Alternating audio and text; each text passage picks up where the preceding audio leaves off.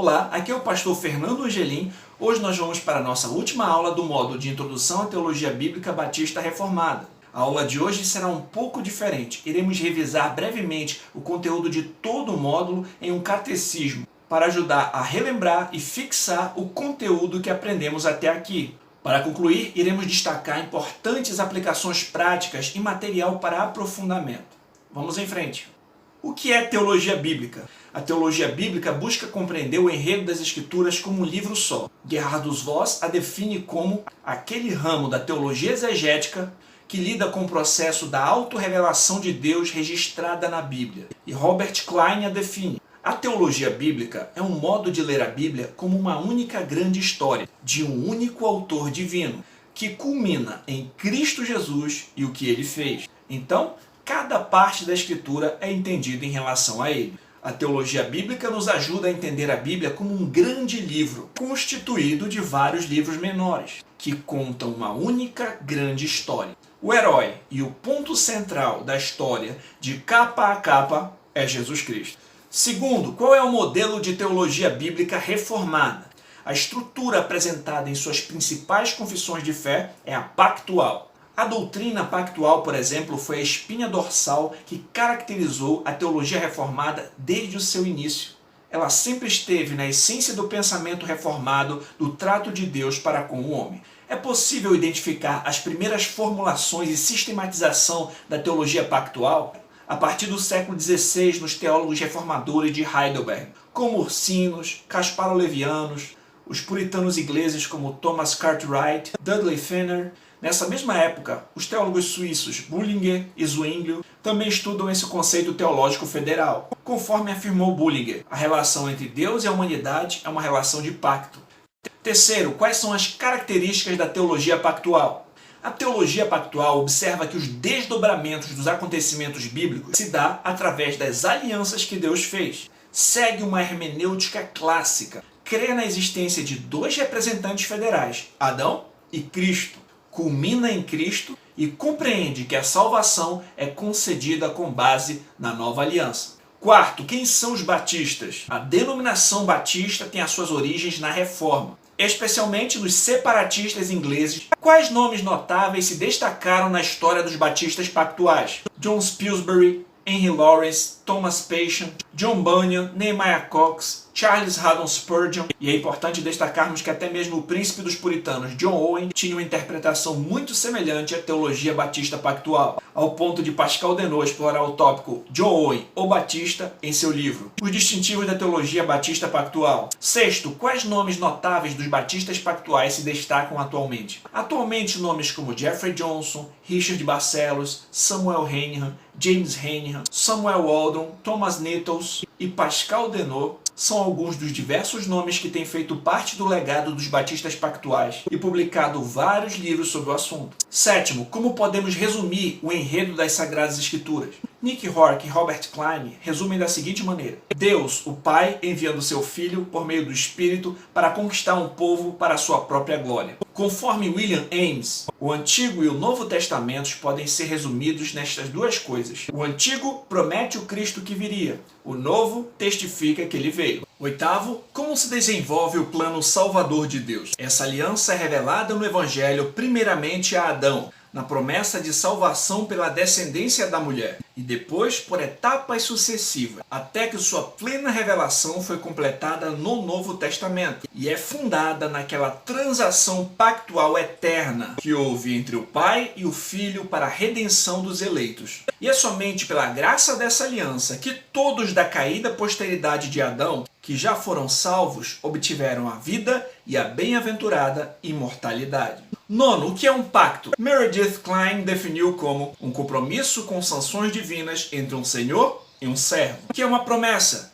John Pillsbury afirmou: sabemos que toda promessa não é uma aliança. Há uma grande diferença entre uma promessa e uma aliança. Que seja bem considerado aqui o que quer se dizer por promessa, que é o Messias enviado por Deus, ou a descendência em que as nações devem ser abençoadas. E, portanto, a promessa consiste no envio de um Salvador ou um Redentor para Israel. 11º, o que é um cabeça federal? Um cabeça federal é um indivíduo que representa um grupo. 12ª, o que é um tipo? Richard Barcelos define tipo como uma pessoa, um lugar, uma instituição ou um evento histórico designado por Deus para apontar para alguma pessoa, lugar, instituição ou evento histórico futuro. 13º, o que é um antítipo? O antítipo é a substância daquilo que foi prefigurado pelo tipo. Seria a realidade a qual o tipo apontava. 14º, no que consiste o pacto da redenção? Diz respeito ao eterno acordo feito entre as pessoas da Trindade antes da fundação do mundo para a salvação de um povo eleito. 15º, quando foi feito o pacto da redenção? O pacto da redenção foi feito na eternidade. 16º, no que consiste o pacto de obras? Diz respeito à aliança condicional feita por Deus com Adão no Éden antes da queda. 17º, o que Adão deveria fazer? Adão deveria obedecer perfeitamente à lei de Deus e não comer da árvore do conhecimento do bem e do mal. Se obedecesse, viveria e poderia comer da árvore da vida. Se desobedecesse, morreria com todas as implicações dessa morte. 18º, o que a queda de Adão trouxe para a humanidade? Adão era o representante, o cabeça federal de toda a humanidade. Portanto, a queda de Adão afetou toda a sua descendência. 19º, o que é exigido dos descendentes da caída posteridade de Adão? Os descendentes de Adão continuam obrigados a obedecer perfeitamente à lei de Deus, mesmo que agora estejam incapacitados para tanto. 20º, quem é o segundo Adão que resgata o seu povo? Cristo é o segundo Adão, o cabeça federal que cumpre perfeitamente as exigências divinas no lugar do seu povo. 21ª, como os seres humanos da caída posteridade de Adão podem ser salvos? Os seres humanos só podem ser salvos pela graça mediante a fé em Cristo Jesus. 22ª, em que sentido as obras do primeiro Adão e do segundo Adão afetam seu povo? O pecado de Adão foi imputado a todos quantos estavam em Adão. Assim também a obediência de Cristo é imputada a todos os que estão em Cristo. 23ª, qual a importância de compreender corretamente o pacto de obras? Entender o pacto de obras ajuda a entender melhor o Evangelho, com mais claridade e profundidade teológica. 24ª, no que consiste o pacto da graça? Diz respeito ao desenvolvimento do plano redentor na história. Um pacto revelado progressivamente e formalmente concluído na nova aliança. 25ª, de onde surge o pacto da graça? O pacto da graça surge do pacto da redenção. 26ª, como o pacto da graça é revelado na Escritura? O pacto da graça foi revelado progressivamente na antiga aliança e formalmente estabelecido na nova. 27ª, de que maneira o pacto da graça foi revelado progressivamente? O pacto da graça foi revelado primeiramente como uma promessa em Gênesis 3,15 e posteriormente através de alianças que Deus fez com os homens ao longo da história, como Noé, Abraão, Moisés e Davi, e através de diversos tipos, sombras, sinais, profecias, figuras que apontavam para Cristo. Até que na nova aliança acontece o cumprimento da promessa, o estabelecimento do pacto da graça que fora prometido desde Gênesis é cumprido em Cristo. 28ª, no que consiste a aliança feita com Noé? Após o dilúvio, Deus fez uma aliança com Noé. Essa aliança resulta em uma preservação física para o desenvolvimento da promessa. O Senhor não destruiria a terra novamente com um dilúvio, e o sinal dessa aliança foi o arco no céu. Além disso, essa também foi uma maneira de preservar um remanescente fiel, que faria parte da genealogia que culminaria em Cristo. É interessante notar que o Novo Testamento relaciona por vezes o acontecimento do dilúvio com Cristo. Por exemplo, em Mateus 24, do 37 ao 39, o Senhor Jesus afirma: "Pois assim como foi nos dias de Noé, também será na vinda do Filho do Homem. Porquanto, assim como nos dias anteriores ao dilúvio, comiam e bebiam, casavam e davam-se em casamento, até o dia em que Noé entrou na arca, e não perceberam, senão quando veio o dilúvio. Assim será também a vinda do Filho do Homem." 29ª, qual a característica peculiar da aliança feita com Abraão? Pascal Denot explica que a aliança feita com Abraão possuía uma posteridade física,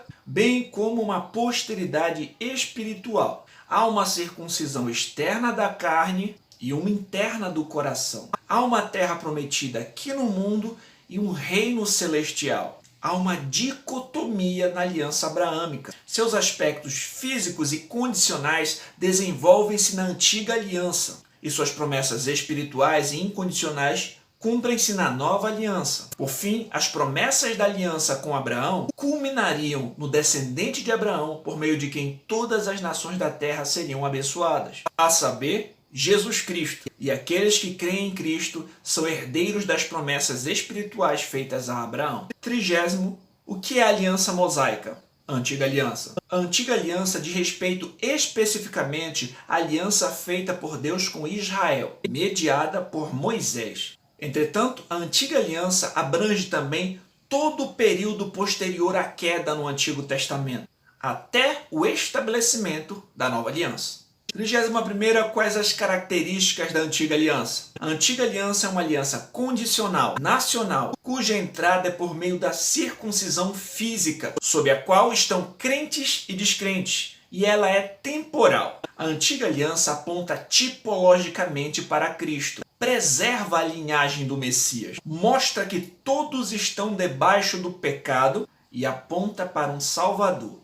Embora esteja relacionada dessa maneira com a nova aliança, a antiga aliança é distinta substancialmente da nova. 32ª, no que consiste a aliança feita com Davi? Deus também fez uma aliança com Davi. Prometeu a este que um descendente seu herdaria o trono para sempre. Essa promessa também se referia a Jesus Cristo. 33ª, o que é a nova aliança? Nova aliança equivale ao pacto da graça, ao Evangelho, maneira pela qual Deus salva pecadores da caída posteridade de Adão através da obra redentora de Cristo. Esse pacto da graça foi planejado na eternidade passada, prometido ao longo do Antigo Testamento, mas concluído somente na plenitude dos tempos, em Jesus Cristo. Portanto, na perspectiva batista reformada, o pacto da graça é a nova aliança. 34ª, quais são as características da nova aliança? A nova aliança é incondicional para os crentes, pois eles estão em Cristo, que cumpriu todas as exigências divinas requeridas. A nova aliança é eterna. Todos os que estão sob essa aliança são salvos, conhecem o Senhor. Além disso, promete bênçãos espirituais e sua entrada é por meio do novo nascimento. 35ª, qual a natureza da nova aliança? Para os crentes, a nova aliança é incondicional, pois Cristo cumpriu a lei e todas as exigências divinas por eles. Portanto, a maneira de alguém participar desse pacto é pela graça mediante a fé em Cristo. 36ª, o que é a lei de Deus? A lei de Deus refere-se ao sistema de regras que refletem o caráter de Deus.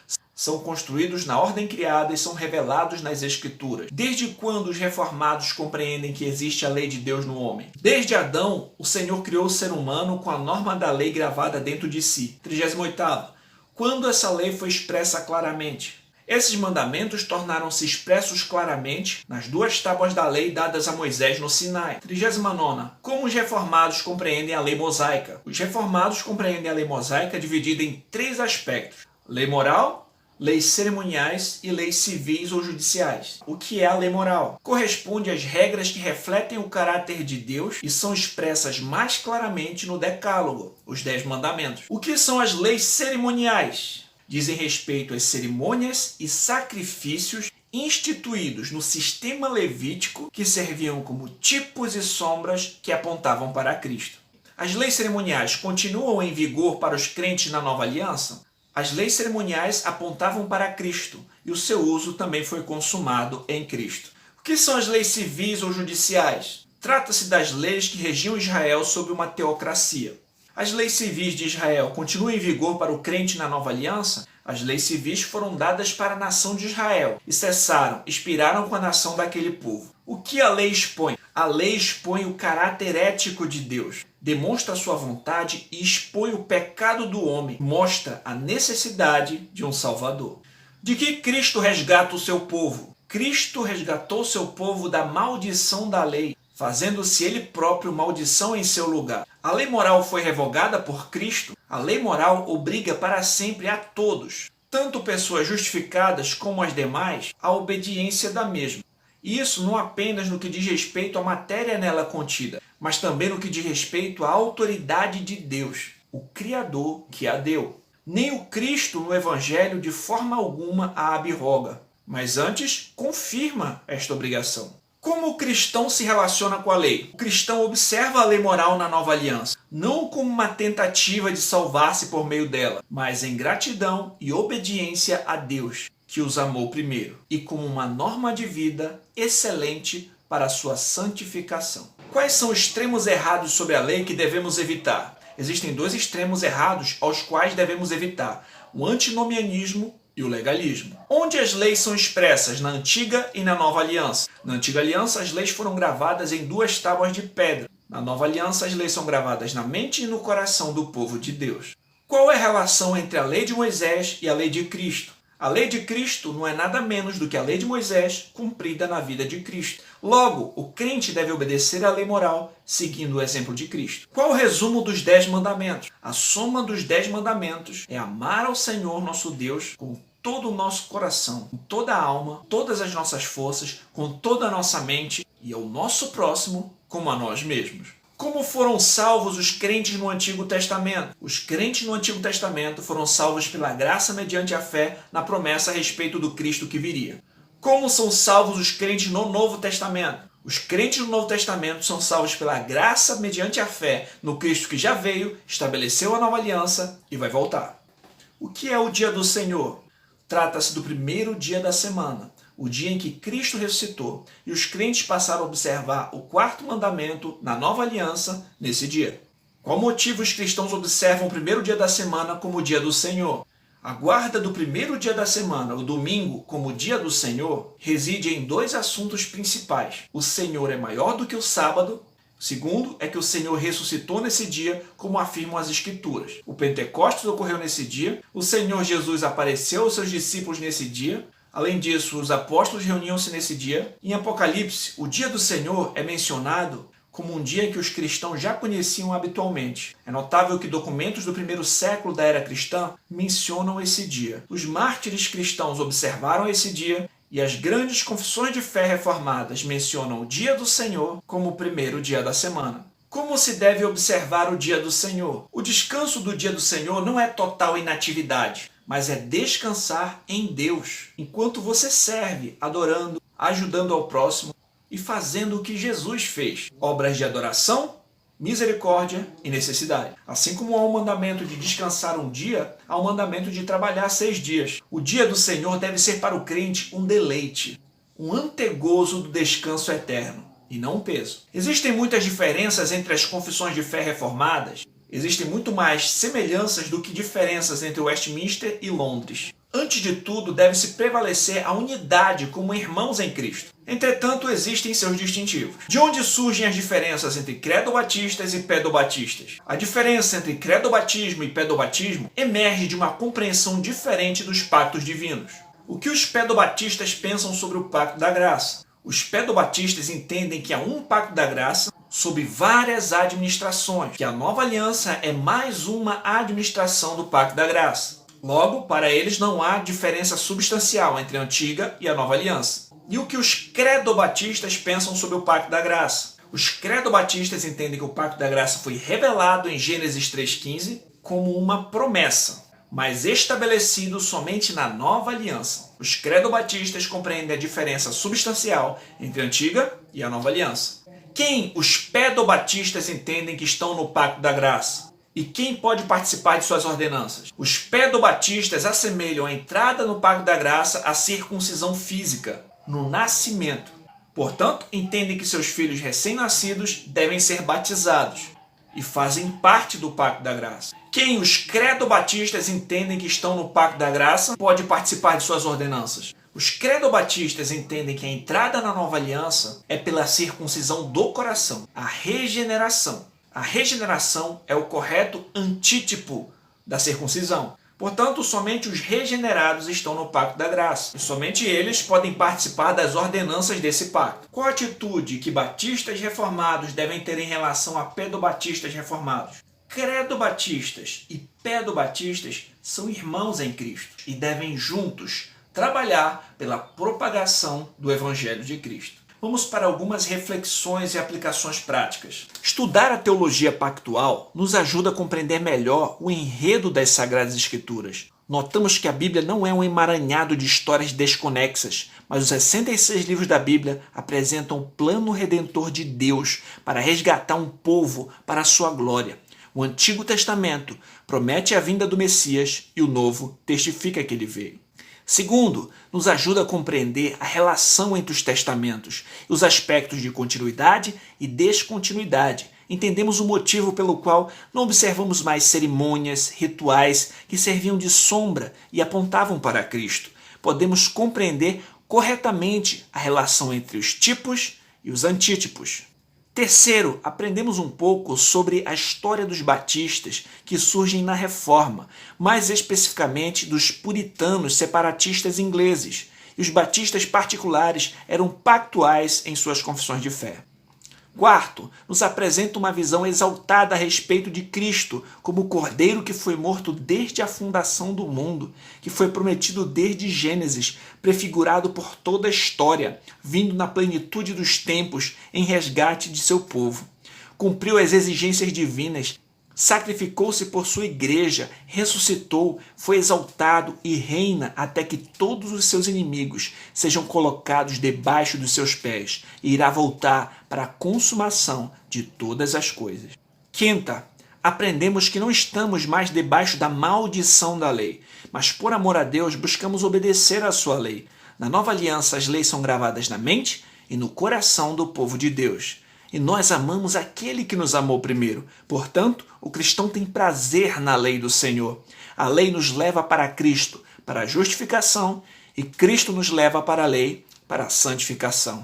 Aprendemos que o quarto mandamento, sobre trabalhar 6 dias e separar um dia em 7, para descansar de nossos labores e adorar a Deus, na nova aliança passou a ocorrer no primeiro dia da semana, o dia em que Cristo ressuscitou.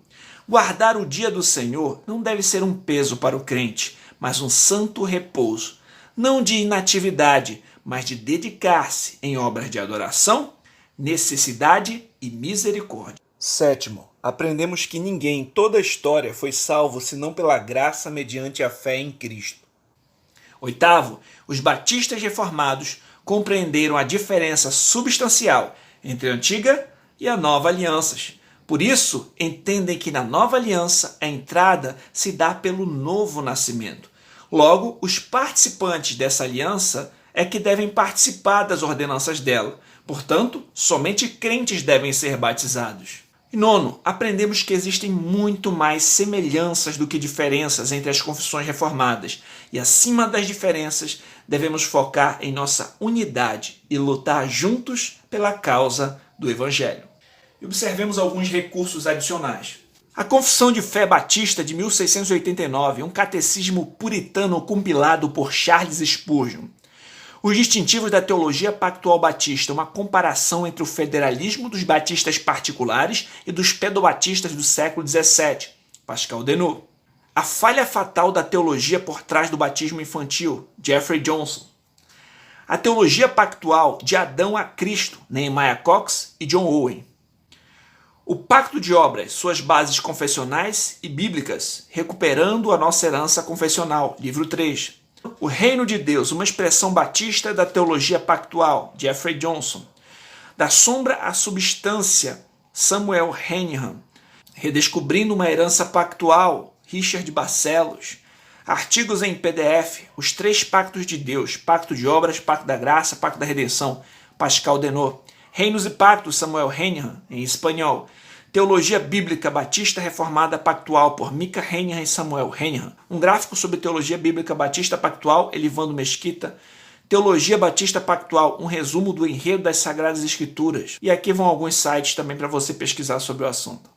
Eu espero que essa disciplina tenha sido de alguma maneira proveitosa para você e que venha aumentar o seu amor pelo Senhor e pelo próximo, e que o conhecimento venha resultar em piedade. Que Deus te abençoe grandemente. Graça e paz.